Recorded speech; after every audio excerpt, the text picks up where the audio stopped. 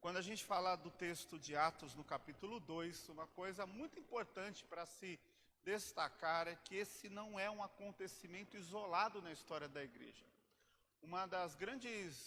Um dos grandes problemas de interpretação, muitas vezes, do ambiente cristão evangélico é de achar que a presença do Espírito Santo ela se dá apenas a partir desse momento, quando o Espírito Santo desce sobre a igreja e a igreja é repleta da presença do Senhor, a glória de Deus ela enche aquela casa onde aquelas pessoas estavam. E muitos acham que o momento de ação do Espírito Santo na história da igreja começa a partir dali.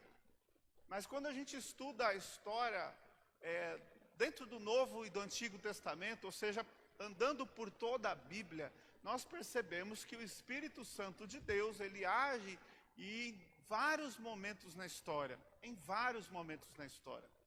A própria criação do Gênesis, no capítulo 1, você vai ver que o Espírito Santo de Deus estava presente na criação.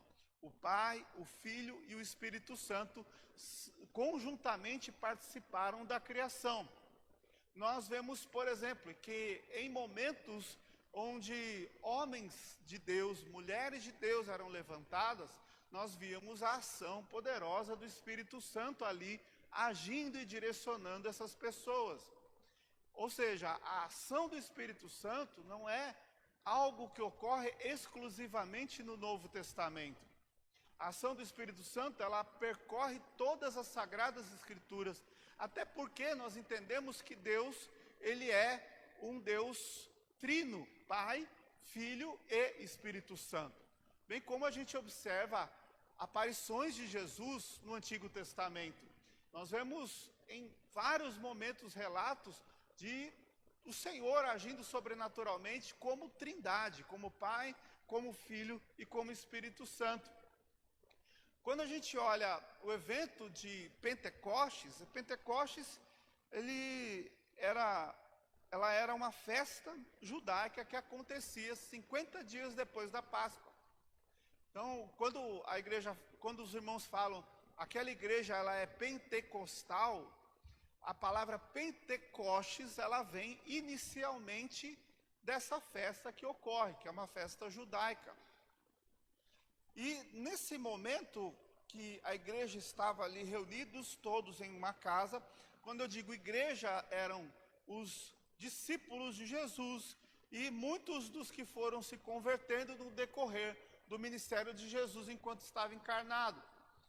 De toda aquela multidão que seguia Jesus, de todo aquele povo que andava com Jesus, tanta gente que foi curada, tanta gente que tentou se aproximar de Jesus. Em resumo, a igreja, naquele momento, a igreja em Atos, era uma igreja composta por 120 pessoas, todos reunidos dentro de uma casa, viviam comunitariamente dentro de uma casa. A igreja estava ali, se reunia e partilhavam ali as suas dificuldades, se ajudavam mutuamente. Esse era o contexto da igreja primitiva no início da era cristã. E quando então, aquilo que nós chamamos da inauguração do templo, da presença, da ação do Espírito Santo sobre a igreja, a ação que era sobre os homens e mulheres de Deus, o Espírito de Deus estava sobre mim, pelo que me ungiu, é assim que descreve o profeta Isaías no capítulo 61, o Espírito sobre as pessoas, sobre o rei, sobre os juízes, sobre os profetas, e ele ia sobre aqueles que o Senhor escolhia. Agora o Espírito Santo desce sobre a igreja, é o cumprimento da profecia de Joel no capítulo 2, que o Senhor prometeu que desceria sobre a igreja, que derramaria o seu Espírito sobre toda a carne. Ele fala de gente que profetizaria, gente que faria sinais, que faria prodígios, que faria maravilhas. E esse é o cumprimento dessa profecia em Atos no capítulo 2. Nós vemos esse cumprimento se fazendo presente no meio da igreja. Agora uma coisa importante, quando a gente fala sobre a pessoa do Espírito Santo, Porque Deus é trino, Pai, Filho e Espírito Santo. O Espírito Santo é uma pessoa. Ele é um ser pessoal. Ele não é uma energia que do nada liga um botãozinho e acontece na igreja. Então, quando a gente fala sobre a pessoa do Espírito Santo, a Bíblia diz que nós não podemos entristecer o Espírito Santo. Uma pessoa com sentimentos, que expressa alegria, que expressa tristeza, expressa sentimentos como um ser pessoal que Deus é. Porém, a forma de o Espírito Santo vir sobre a igreja é uma forma em que ele contagia a igreja, a dinâmica da igreja de forma extraordinária. Quando a gente fala sobre aquilo que nós chamamos de batismo com o Espírito Santo, no capítulo 1, o Senhor faz a promessa da vinda do Espírito Santo, do qual aqueles que crescem no seu nome seriam batizados pelo Espírito Santo. Nós presbiterianos reformados, a gente toma um certo cuidado com o termo batismo com o Espírito Santo, muito embora ele esteja nas Escrituras, porque na visão do pentecostalismo no mundo, o batismo com o Espírito Santo é uma evidência, é uma marca que o cristão deve ter. O pentecostal, ele acredita que você se converte, mas você precisa ter uma experiência de batismo com o Espírito Santo. Essa experiência de batismo com o Espírito Santo, na teologia pentecostal, significa que você, em muitas denominações, entendem que você tem que falar em outras línguas. Que você tem que descer a língua estranha sobre você e começar a falar aquela língua diferente, que alguns pentecostais acreditam que é língua dos anjos. Só que, biblicamente, que a gente tem claramente na Escritura, quando fala sobre o dom de línguas, o termo é glossa, e que quer dizer variedade de línguas, que são línguas de povos, de nações. E nesse primeiro contexto que nós lemos aqui, nessa primeira manifestação das línguas no meio da igreja, nós vemos a glossa de forma muito, mas muito evidente, porque os irmãos falavam e aqueles que estavam em torno ouviam na sua própria língua materna as grandezas de Deus. Quando nós falamos sobre o ser batizado com o Espírito Santo, na teologia reformada, existe alguns pontos diferentes. O primeiro, a mais comum dentro da Igreja Presbiteriana do Brasil, acredita no cessacionismo.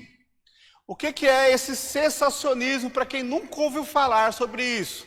O cessacionismo entende que aqueles dons que aconteceram em Jesus e no Novo Testamento, na igreja, durante o período apostólico, eles eram para aquele momento. Então, o falar em outras línguas, o dom de profecia, o dom de revelação, esse dom ele ficou exclusivamente para a igreja primeira, a igreja primitiva.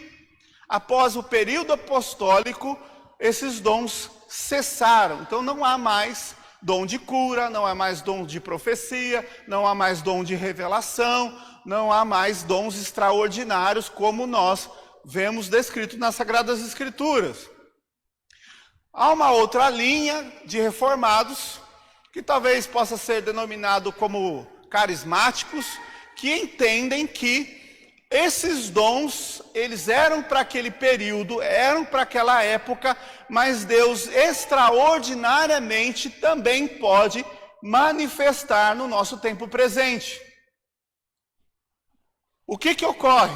Muitos então entendem que Deus, segundo a sua soberana vontade, conforme o seu plano, o seu propósito soberano, Deus pode usar no momento em que Ele deseja, uma circunstância, uma necessidade, alguns desses dons. O dom de profecia especificamente, ele cessa em João, porque a partir do momento em que recebemos a Escritura, a Bíblia Sagrada, essa é a profecia toda revelada por Deus, nós já não mais precisamos de novos profetas. no contexto que acontecia no Antigo Testamento. Porque a profecia bíblica está toda revelada. E o profetizar, quando nós estudamos as cartas de Paulo, ele é a explanação da revelação bíblica, que é o que eu estou fazendo aqui. Eu estou expondo a Escritura para vocês. Então isso é uma maneira de expressar aquilo que é profético. Hoje em dia falar profético na igreja evangélica é até perigoso, porque tudo é profético, não sei o que é lá profético, é um tal de movimento profético. E o perigo é porque vira uma confusão, uma miscelânea. Então nós, reformados, nós vamos entender que a revelação da profecia, ela deve partir da Escritura. Ah, mas e o dom de revelação? O dom de revelação, ou seja, tudo que eu abro a minha boca, ele precisa partir da Escritura. Não é daquilo que o meu coração, ou de um momento de emoção, expressou, mas é a partir da Escritura. Irmãos, eu creio exponencialmente naquilo que Deus pode fazer, além daquilo que as nossas próprias compreensões humanas são capazes de entender. Deus, ele dá dons à igreja, dons extraordinários à igreja. Eu creio que na contemporaneidade dos dons de um Deus que usa um irmão, uma irmã, para que possa ser um instrumento de Deus, obviamente dentro da palavra de Deus, ou seja, curando, tratando, libertando pessoas, transformando contextos. Eu creio dessa forma. Eu creio no dom de línguas como um dom que expressa a variedade de línguas conforme está na Escritura. Eu compreendo que esse dom ele é real. Eu compreendo que Deus pode tocar o meu coração e pode me usar para falar algo que você precisa ouvir nessa noite.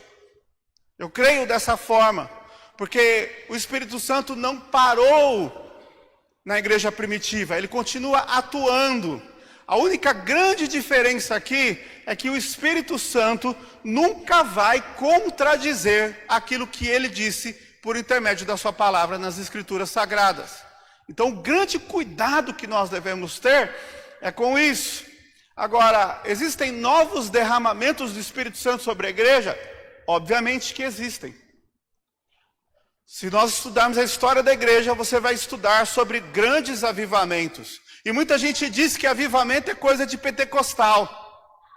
Só que os grandes avivamentos, os primeiros avivamentos que aconteceram na história da igreja, foram por intermédio de reformados.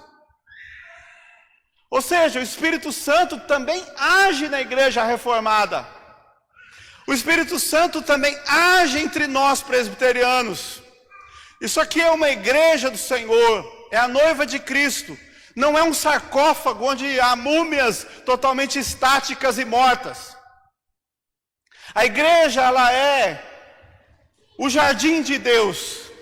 E onde Ele rega com a presença santa do seu Santo Espírito, há avivamento, a força, a vigor, a vida, a graça de Deus, a transformações, a curas, a milagres, a tudo aquilo que nós podemos crer que o Senhor como Deus pode fazer. Irmãos, algo que eu tenho clareza no meu coração é que se não fosse pela ação sobrenatural do Espírito Santo, nós não veríamos conversões na igreja. Nós não veríamos pessoas sendo transformadas. Nós não veríamos o Deus agindo sobrenaturalmente. E Deus tem agido sobrenaturalmente no meio da sua igreja. Então, olhando para o texto bíblico, eu quero citar 3 expressões, 3 símbolos que são utilizados aqui na descida do Espírito Santo. O primeiro é o vento que transforma. Vamos repetir? O vento que transforma. Que vento é esse? O texto diz aqui no verso 2, Atos 2, verso 2, leamos. De repente, veio do céu um som como de um vento impetuoso, e encheu toda a casa onde estavam assentados. A primeira maneira que o Espírito Santo se manifesta aqui no texto bíblico, o primeiro símbolo utilizado na palavra é o vento impetuoso. Esse vento que soprou sobre a casa. O termo grego é pinoé, para vento que lembra o sopro de Deus na criação. O pneuma, quando Deus sopra no homem, nas narinas do homem, o homem recebe a vida. Deus, para você acordar um pouquinho, Deus sopra sobre as narinas do homem, aquele bonequinho que ele fez do barro, automaticamente recebe a vida. Quando ele recebe a vida, se torna um ser vivente, uma alma vivente. Quando o Espírito Santo sopra sobre a igreja que está ali reunida apenas como um povo, uma comunidade de pessoas, um grupo, ela se torna a igreja do Senhor. Ela não é simplesmente uma comunidade de pessoas reunidas no lugar, mas ela é um povo vivificado pelo poder de Deus. Quando nós vemos o Espírito Santo vindo sobre a igreja deixa de ser apenas um amontoado de pessoas, e a igreja passa a ser o corpo vivo de Deus, atuante na terra, que proclama a verdade, que leva a libertação aos cativos, que anuncia a glória de um Deus vivo e poderoso. F. Bruce, ele diz: assim como Deus soprou a vida no primeiro homem, agora ele sopra a vida ele sopra a vida na igreja nascente. Então o Espírito Santo, ele gera transformação na igreja, transformação no povo. Então, assim como o vento é incontrolável, a ação do Espírito Santo, ela não pode ser limitada pelo homem. Não existe culto do Espírito Santo, não existe evento marcado para a ação do Espírito Santo, não existe momento em que a gente fala, vamos lá nessa noite que a gente vai ver o Espírito Santo.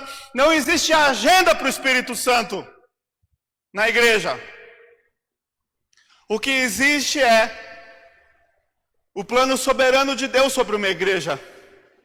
O plano soberano de Deus sobre as pessoas. Deus escreveu na sua soberana e santa vontade o dia que nós estamos assentados aqui hoje, para que nós pudéssemos receber dele a sua palavra, para que os nossos corações fossem cheios da verdade e para que nós pudéssemos ser transformados, restaurados pelo Senhor. Como que seria um barco em pleno alto mar sem as velas? Ficaria como? A deriva. E dependeria da força das águas para sair do lugar. Como a igreja sem as velas. A igreja é um barco à deriva que ora a onda joga para cá, ora a onda joga para lá. A igreja evangélica no mundo hoje ora é teologia da prosperidade, ora é teologia do coach, ora é parede preta, agora a parede preta está saindo da moda, é parede bege, aí agora é assim, é um barco à deriva. Como que é uma igreja com as velas, e aqui eu posso dizer que as velas podem representar a palavra.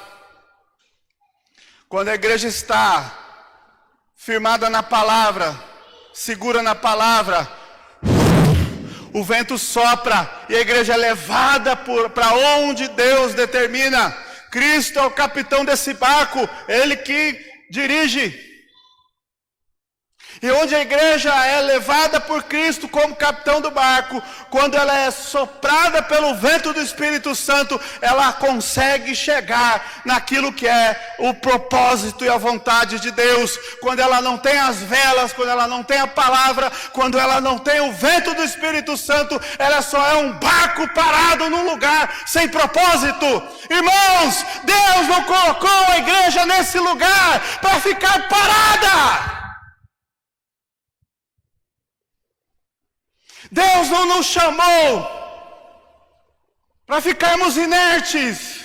Deus chamou uma igreja para se prostrar, para dobrar os seus joelhos, para orar, para pedir quebrantamento, para que haja aqui arrependimento de pecados, para que haja libertação de pessoas cativas do inferno. Deus não nos chamou para sermos religiosos, bonitinhos, muito bem arrumados e cheirosos. Deus nos chamou para ser igreja conduzida pelo seu Santo Espírito.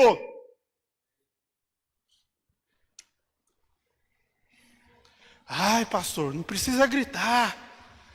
Mas às vezes, uma coisa que, quando o povo está dormindo, precisa, é tomar uma chacoalhada para ver se desperta. Irmãos, como a gente precisa acordar.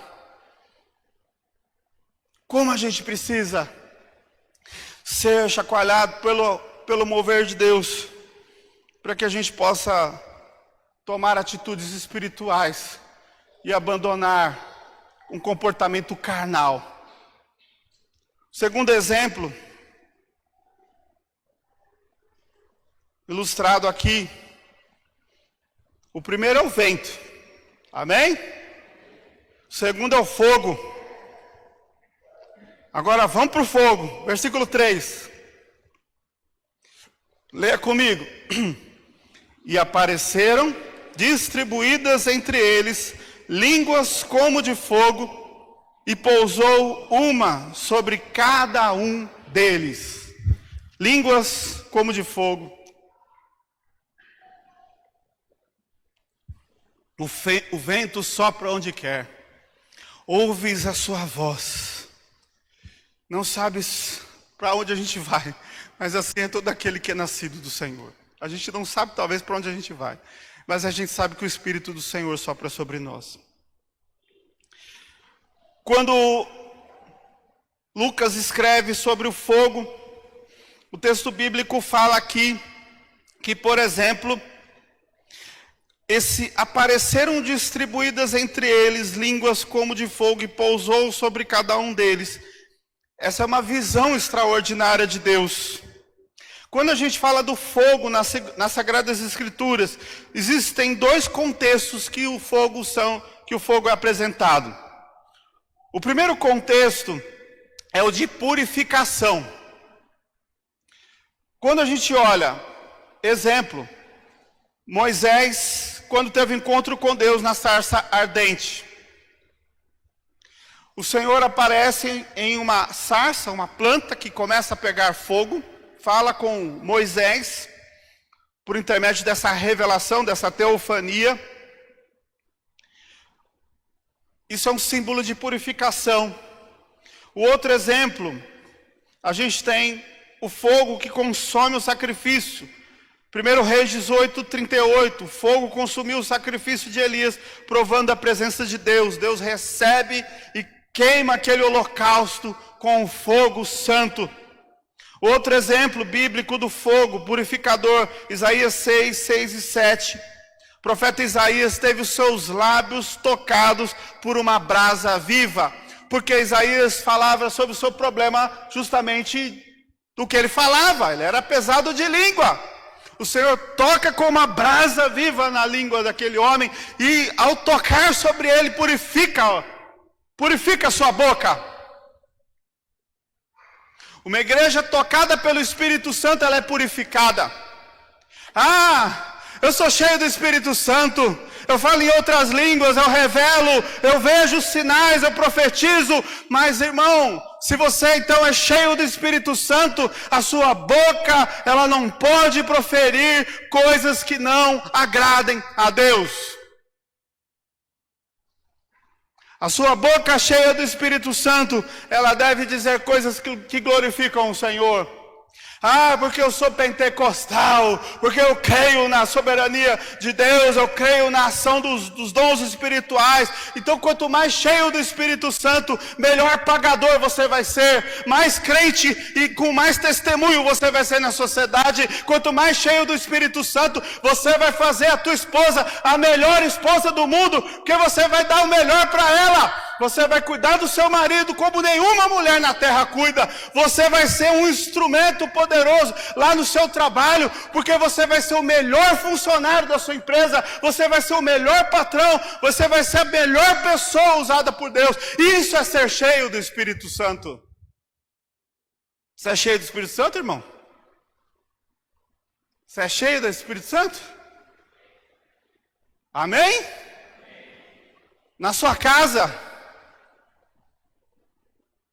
as pessoas que te conhecem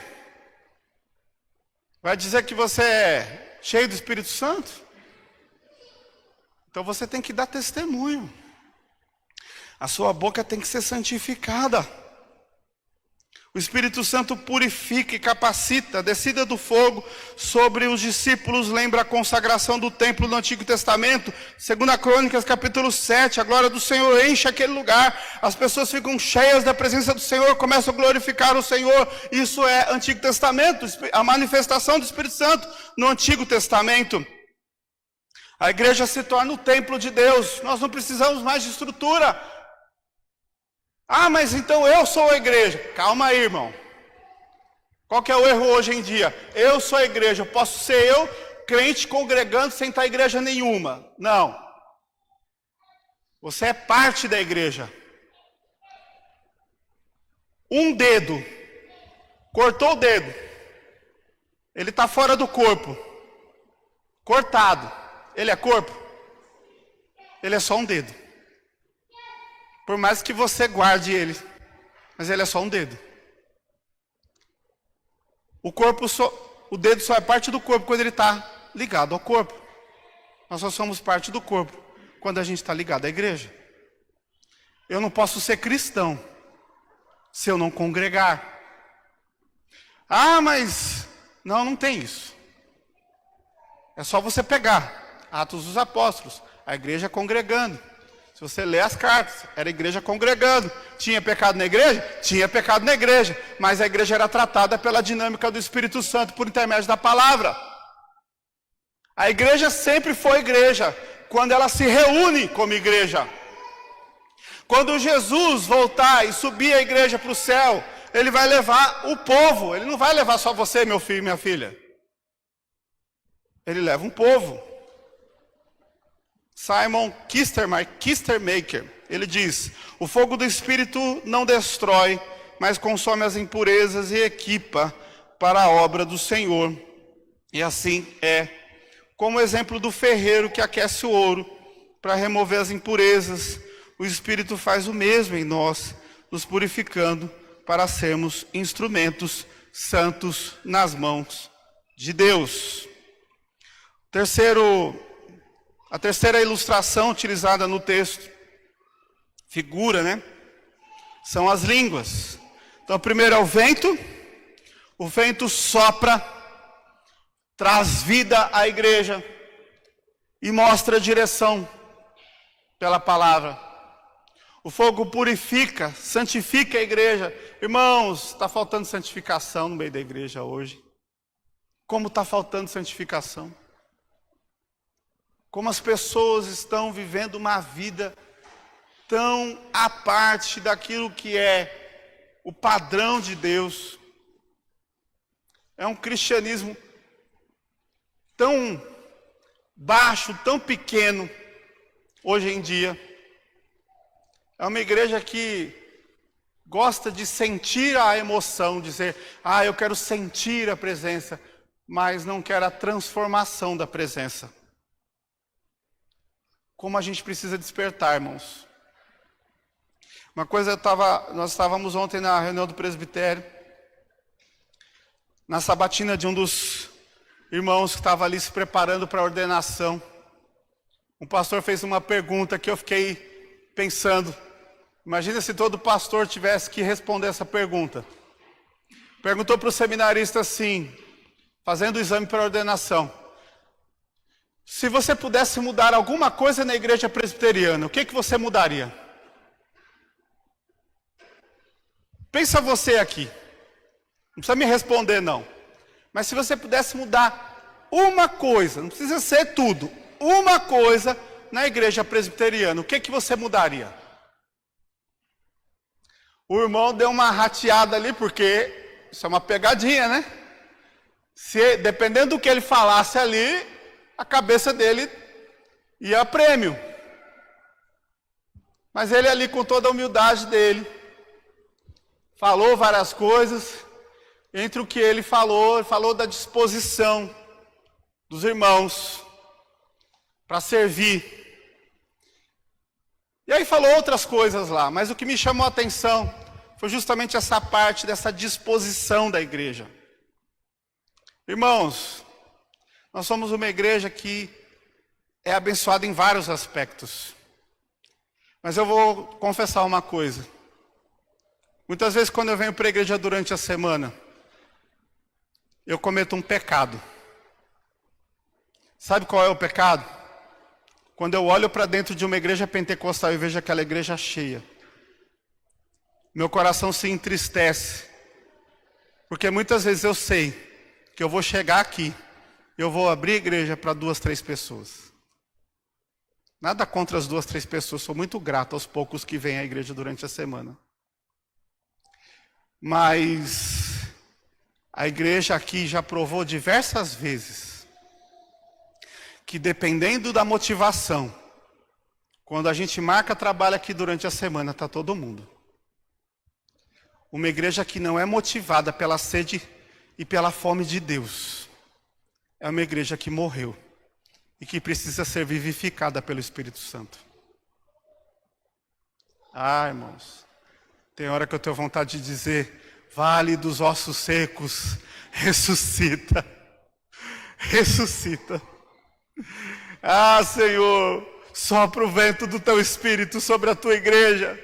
Senhor, vivifica esse povo morto, esse povo que muitas vezes é desanimado, que parece que você tem que pegar um trator para puxar e para tirar da terra.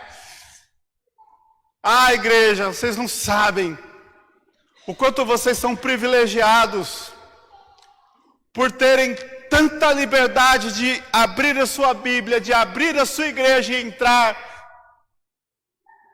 Como vocês são privilegiados de poder ver pela internet o culto da sua igreja. Como vocês são privilegiados de ter um pastor que você pode mandar um WhatsApp para ele a hora que você quiser, do dia ou da noite. E esse pastor, muitas vezes, vai sair da sua casa de madrugada para te atender.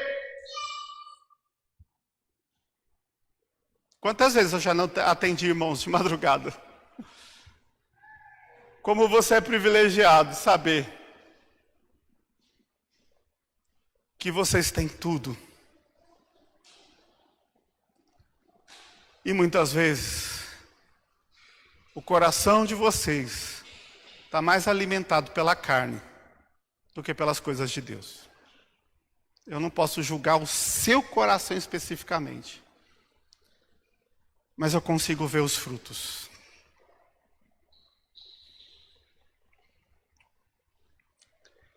As línguas testificam. O texto nos mostra, a partir do verso 5, verso 4, que nós lemos, diz assim, vamos lá, verso 4. Todos ficaram cheios do Espírito Santo, passaram a falar em outras línguas, segundo o Espírito lhes concedia que falassem. O verso 6 vai dizer: quando, pois, se fez ouvir aquela voz, afluiu a multidão que se possuía de perplexidade, porquanto cada um os ouvia falar na sua própria língua. Qual que é a função da igreja? Trazer a palavra, de forma que todos possam compreender. Mais um detalhe que os irmãos às vezes não têm conhecimento. Os irmãos mais antigos aqui da igreja vão conhecer com certeza. Nós temos um missionário no Timor-Leste, filho do reverendo Daniel Fogaça, Gessé Fogaça. O que esse jovem pastor está fazendo no Timor-Leste, em matéria de tradução, é um trabalho excepcional. e reconhecido, não só local, mas pelas nossas agências missionárias. Vários idiomas, desde quando ele foi ao Timor-Leste, agora estão tendo a oportunidade naquela região de receber porções da Escritura do Novo Testamento e agora já parte do Antigo Testamento sendo traduzida na sua própria língua. A igreja, ela está chegando em lugares onde jamais ela chegou, por intermédio de obras missionárias, de irmãos que ajudam aqui na sua contribuição para a igreja, que nós enviamos para missionários, para que essas missões cheguem a diversas pessoas. Assim como Gessé, há outros tantos missionários nossos que estão em campos espalhados pelo mundo. Isso é verdadeiramente a missão da igreja se cumprindo. Nós, como igreja, estamos aqui para que a palavra chegue de forma clara e evidente a todos os corações. Irmãos, nós temos uma missão. Ser cheio do Espírito Santo é para que sejamos capacitados e prontos para anunciar. O texto bíblico que nós lemos aqui, que fala da glóssa, que é as línguas, existe alguns contextos aqui importantes para mostrar. Em Gênesis no capítulo 11, acontece um efeito que Deus faz a confusão das línguas. E aí frustra aquilo que era o objetivo da construção da Torre de Babel. Em Atos capítulo 2, acontece uma Torre de Babel ao contrário, porque Deus faz com que a palavra chegue àquelas pessoas na sua própria língua. A igreja se expande e aí o evangelho vai alcançando várias regiões. Por isso tantas cidades são mencionadas. Ponto, Frígia, e aí vai, Líbia e etc. Tantos lugares são mostrados. O DNA da igreja, a igreja ela nasceu com a finalidade de ser um instrumento de anúncio de que Jesus é o Salvador. Irmãos, nosso projeto, nosso plano é que a igreja seja um anúncio entre as nações. Nós sejamos instrumentos dessa graça de Deus, para que a igreja chegue o mais longe possível através do Evangelho. Hoje nós temos um grande inimigo da igreja, que muitas vezes é a frieza espiritual, o descompromisso. E muitos crentes que estão desviados até dentro da própria igreja. O outro grande inimigo é a confusão neopentecostal. O neopentecostalismo confunde muitas pessoas, porque todo mundo acha que ser evangélico, ser cristão, ser protestante é ser neopentecostal. Acha que Espírito Santo é ficar rodopiando igual o peão da casa própria. Acha que Espírito Santo é cair e ficar tendo alucinação, como se tivesse tomado alguma coisa diferente. Acha que ser cheio do Espírito Santo é ficar todo transtornado emocionalmente. Quando ser cheio do Espírito Santo é ser equipado pelo Senhor para anunciar o Evangelho a toda criatura. Isso é uma igreja cheia do Espírito Santo. Irmãos, eu creio, e eu termino por aqui, que Deus nos chamou para sermos cheios do Espírito Santo. Que Deus sopre o seu vento, trazendo a vida. Que Deus possa revelar o fogo purificador. E que Deus capacite a sua igreja, para que ela seja a língua que anuncia aquele que é Deus, que é o Senhor, que é o Salvador. Vamos orar?